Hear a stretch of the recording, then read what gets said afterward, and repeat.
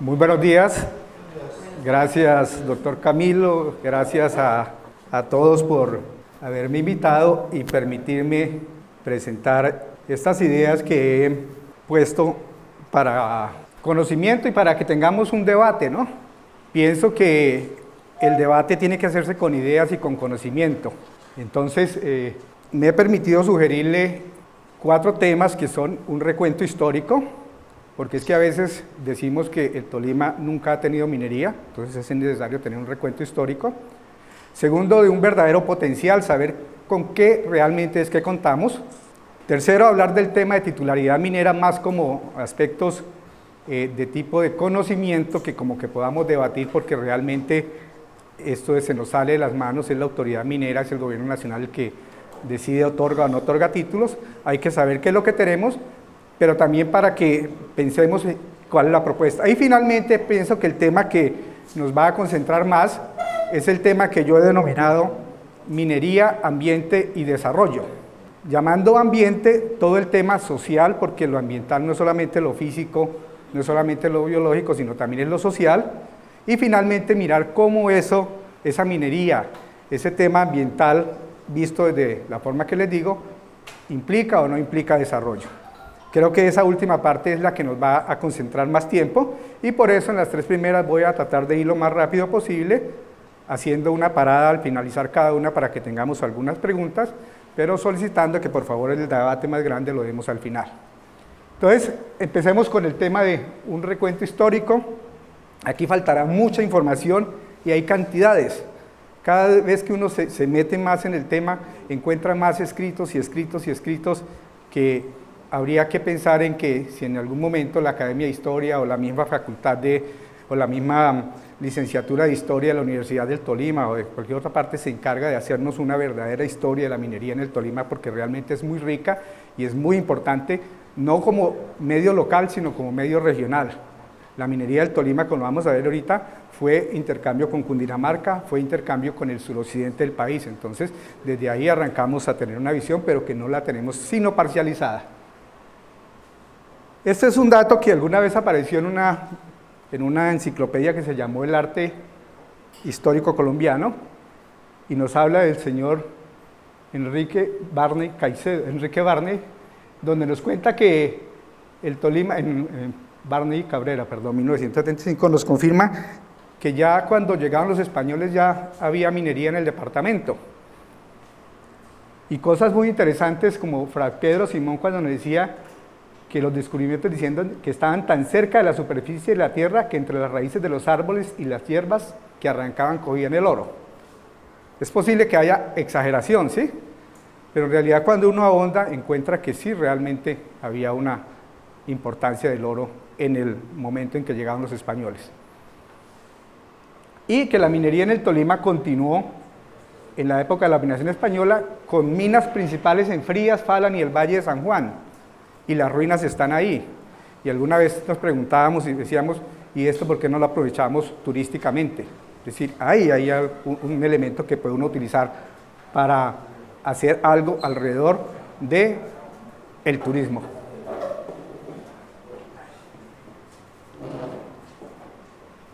Un resumen de esa parte minera nos la trae este tema que fue el Tolima milenario, un trabajo que hizo la Universidad del Tolima con el Banco de la República, básicamente el Museo del Hombre Tolimense, en donde en este cuadro nos muestran cómo fue la evolución del hombre tolimense, pero siempre muy ligado a la parte minera, ¿no?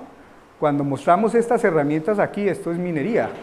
Estas son las lascas de Cher o de otra que era muy abundante en la cordillera oriental y en algunos depósitos aquí cerca de Guarandá y de Coello, con el cual labraban y hacían muchas cosas, entonces ahí hay minería. Después vino todo el tema de la cerámica, con arcillas muy ricas en el departamento, y el tema del oro. El oro que fue intercambiado con productos hacia Cundinamarca, como ya les dije, y finalmente ya la parte de la conquista, cuando ya utilizamos el bareque y todas estas cosas que no es más sino arcilla, entonces quiere decir que en la historia de nosotros, como en la historia de la humanidad, está metido ese desarrollo minero, ¿no? Y por eso en la historia nos enseñan a uno la época de los metales, del bronce, la época del hierro, etcétera, etcétera. ¿Por qué? Porque a medida que el hombre ha ido descubriendo esos minerales, nos hemos ido avanzando en la civilización. Ahora el tema de moda son las tierras raras, que nos sirven para todos estos productos que tenemos en las manos, los ordenadores, los computadores y todo eso, siempre ligado a ese desarrollo. No hablar más, todo el tema de qué representó para nosotros los antepasados, representó el oro, fue un tema cultural, fue un tema religioso, pero también fue un tema de intercambio. Entonces estaba metido ahí en esa parte. Se habla de que en ese tiempo se explotaban minas de sal.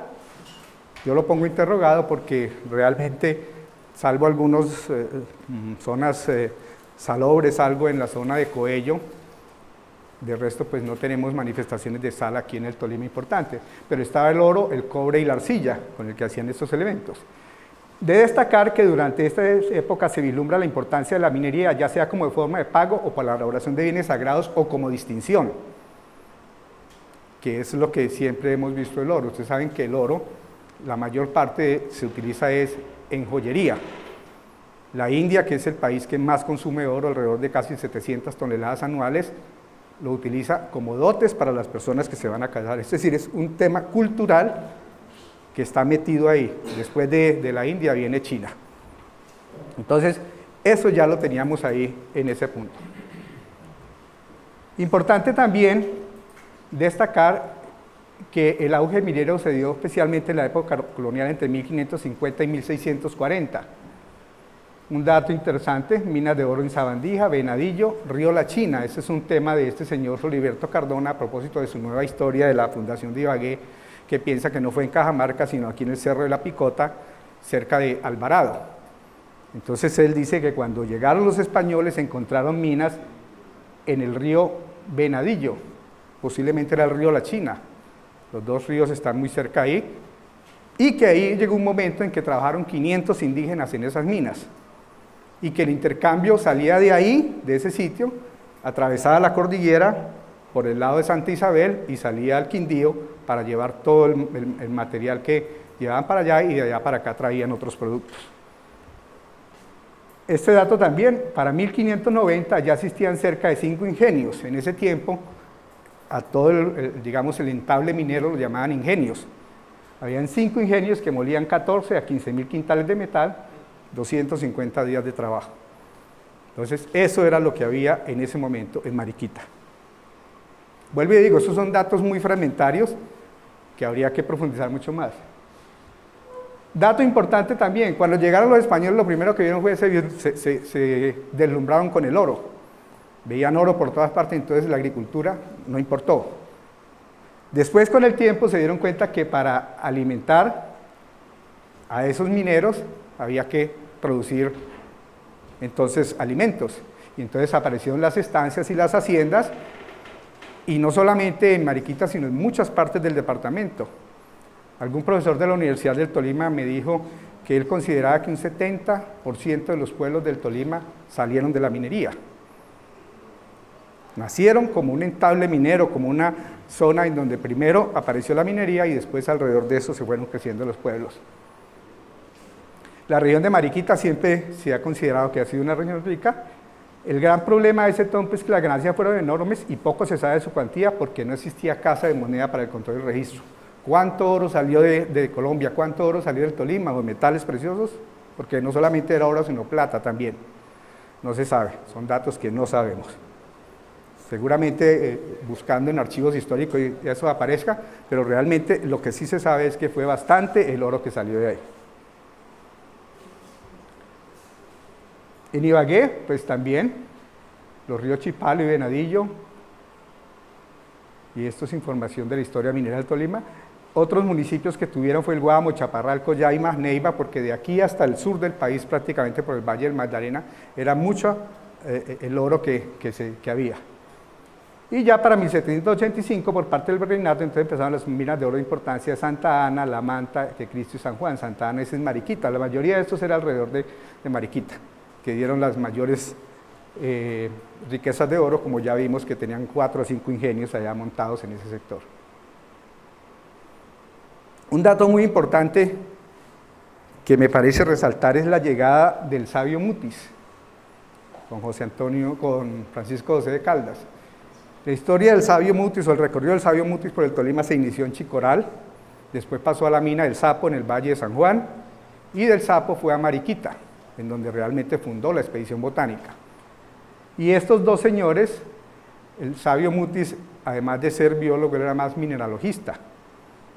Entonces él tenía su historia y le gustaba mucho la minería, y el Sabio Caldas también fue uno de los que más le enfrentó a la minería. Inclusive sacó en su periódico un aviso en donde decía que todo el que tuviera minerales que los hiciera llegar para poderlos analizar y mirar y ver qué era lo que se tenía.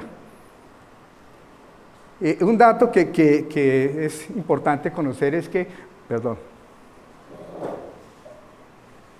es que parece que con parte de las ganancias que sacaba el Sabio Mutis de sus minas, con algo ayudó a financiar la campaña libertadora. Entonces ese dato no es muy bien conocido.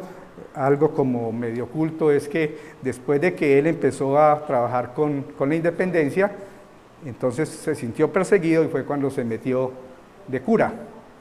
Una historia que hay que revisar y remontar y todo eso, pero lo importante es que parte de esa plática salió para el tema de la independencia. Importante también, como ya les decía, el tema de que de los entables mineros nació la hacienda y nacieron las cosas de Mariquita, y este libro de este profesor de la Universidad del Tolima, Moreno, 2006, desafortunadamente no lo encuentra uno, sino la carátula, no he podido encontrarlo ni digital ni en texto, en físico. A veces me decía la persona que es que se hace el lanzamiento, pero no se hace la edición. Pero es interesante porque narra bien cómo es toda la historia de esos dos reales de minas de Las Lajas y Santa Ana. Y se llamaban reales porque pertenecían al rey. Eran minas del rey, entonces todo era para él. Entonces esa es una parte que hay que buscar y saber qué pasó. En la República, entonces más o menos se viene a hablar es después de 1785, de 1885 es que se empieza a hablar del tema minero, otra vez. Y resaltamos ahí al general Manuel Casabianca, que era gobernador del Tolima en esa época después de la Constitución del 86. Y estos dos decretos, no he podido mirar bien si estos dos decretos son departamentales o nacionales, porque en ese momento se creó una comisión científica y se creó una casa de ensayo, apartado y fundición de minerales de oro y plata en Ibagué. Eso se creó aquí en Ibagué con ayuda, pero volvimos al mismo tema, de que había mucha información, y este es un trabajo que se publicó en 1883 de don Vicente Restrepo, que se llama Estudio de las minas de oro y plata en Colombia, que tenía una parte dedicada al Tolima. Y específicamente he resaltado aquí, esto voy a leerlos textualmente por si no se alcanza a leer. A la falda oriental de la cordillera central se encuentran en una misma línea las más fértiles minas de plata que se han explotado en este país, en Mariquita, Ibagué y La Plata. Casi todas están hoy abandonadas. Bueno será presentar como estímulo a los laboriosos hijos de ese departamento un bosquejo de su pasada opulencia. Entonces, yo no sé si eso que pasó en 1883 lo estamos repitiendo ahora, ¿sí? Nos están diciendo, oiga, somos ricos, tenemos muchas cosas, ¿sí? Eso es importante analizarlo porque es que a veces esa situación que se da es la que nos lleva a exagerarnos y a montar castillos de oro sin tener los pies en la tierra. Entonces eso es importante analizarlo en ese momento. Y mira lo que decía también Fray Pedro Simplón, repugna a toda razón la suma pobreza que tiene esta ciudad, siendo sus suelos por naturaleza los más ricos de oro y plata que se han descubierto. Es decir, que el tema no es nuevo. El tema de la pobreza en los pueblos mineros no es de ahora, es de siempre. Entonces, esos son datos que hay que analizar, porque es que, como decía nuestro premio Nobel, ¿estamos condenados a repetir la historia o qué es lo que tenemos que hacer? Hay este otro estudio, no he podido leerlo, pero me dicen que está en la biblioteca de Honda. Esto es algo que fue recuperado por Germán Niño. Se llama Estudios sobre las minas de plata al norte del estado del Tolima, Juan por Juan de Dios Pérez. Habría que mirarlo. Es decir, el campo de la historia, la minería, está virgen en el departamento. Pienso que ahí tenemos que dedicarle un tiempo importante a mirar, porque es que no podemos seguir en la misma historia, ¿no? De que está la información y pasamos por encima de ella y después venimos a especular y a hablar de otros temas. De nuestro amigo presente hoy aquí, el doctor Silverio, cuando se hizo miembro de la Academia de Historia del Tolima, sacó esta publicación. Dice, el primer gobernador del Tolima fue, que ya lo sabíamos, el general Manuel Casabianca. Y para esa época fue cuando se dijo Ibagué va a ser la capital del departamento del Tolima, por varios motivos. El presidente Núñez en esa época dijo, Ibagué es un cruce de caminos, como efectivamente lo es. Pero también algunos creían que era en el entorno de la ciudad había importantes yacimientos mineros. Entonces volvemos a lo que nos dijo el señor Vicente Restrepo, la opulencia de los tolimenses con esas minas de oro. Y este dato, ¿no? Jorge Isaac fue minero, inicialmente él llegó a la minería, pero se defraudó, entonces aquí don Silverio nos dice que él se convirtió en radical. Seguramente abandonó sus ideas de minería, pero él inicialmente llegó como minero. Y continuamos, entonces se promovió en Ibagué la creación del Club Minero. Fue una época de paz y progreso, pero alrededor de eso lo que predominó fue otras cosas y la actividad minera decayó. Se fue a pique otra vez. ¿Por qué? Porque empezamos a edificar sobre posiblemente castillos en el aire sin haber analizado muy detalladamente qué era lo que teníamos. Es un parangón con lo que tenemos actualmente, ¿sí? Para esa época, el gobierno del Tolima había contratado 2 personas para que hicieran un estudio. Un primero fue el señor White, que trajo una información fantástica, en donde se decía que a todo sitio que él iba era una maravilla, que eso estaba muy bueno. Entonces, como eso no convenció, entonces contrataron a este señor, Randolph. Y ese señor fue contratado tanto por el Estado del Tolima como por la Presidencia de la República. Ellos trajeron a este señor y el señor hizo estos estudios, cada uno de estos distritos, y él concluye cada uno de ellos cuál es más rico y cuál es más pobre, ¿sí? Cuál es mejor y cuál es menor. Ese libro existe y hay que leerlo muy detalladamente para saber si realmente está enfocado o no está enfocado. Y en esto vuelve y narra, ¿no? Los pocos años, un movimiento general en favor de la industria minera. Estamos hablando de esta época del año finales del siglo XIX, 1800, 1900. Aquí nuevamente narran el decreto de 1916 creando una junta de minas y el 29 de marzo sobre el establecimiento de una casa de ensayos, apartado y fundación de minerales de oro y plata en el departamento. Entonces, en esa época existía esa situación. Eso es confirmado también por este otro señor, Rufino Gutiérrez, en unas monografías también que rescató en algún momento Germán Niño. Entonces él dice que llevó su contagio a otros pueblos y causó gravísimos perjuicios pecuniarios y aún la ruina de muchas personas. Cuando veamos la titularidad minera, quiero que volvamos a revisar esto, ¿no? Porque es que estas especulaciones llevan a la ruina, y lo vemos no solamente en la minería, sino en cualquier proyecto de desarrollo económico que tengamos en cualquier parte. Nos montan unas ideas muy grandes, invertimos una plata de eso, y resulta que no se hizo el estudio suficiente, y el proyecto se cayó y vamos a la ruina. Lo de la casa de fundición, etcétera. Pero otro dato más importante todavía, este mismo señor, Rufino Gutiérrez, habla de la Ley 60 del año 1886, que estableció la Escuela de Minas en Ibagué y en Medellín. 1887, la Escuela de Minas de Medellín sigue funcionando, existe. Nos ha dado presidentes de la República, nos ha dado ministros, gobernadores, empresarios, nos ha dado todo. Y nosotros apenas dice que se matricularon 3 jóvenes a matricularse en física, experimental, química, y eso se cerró inmediatamente en forma definitiva. Los edificios que se han comprado y todo eso, después pasó a mano a la hidroeléctrica y no sé qué más cosa, pero eso que fue en 1887, Escuela de Minas en Ibagué, no funcionó. ¿Por qué? Hay que mirar la parte social, histórica, a ver qué era lo que realmente pasaba.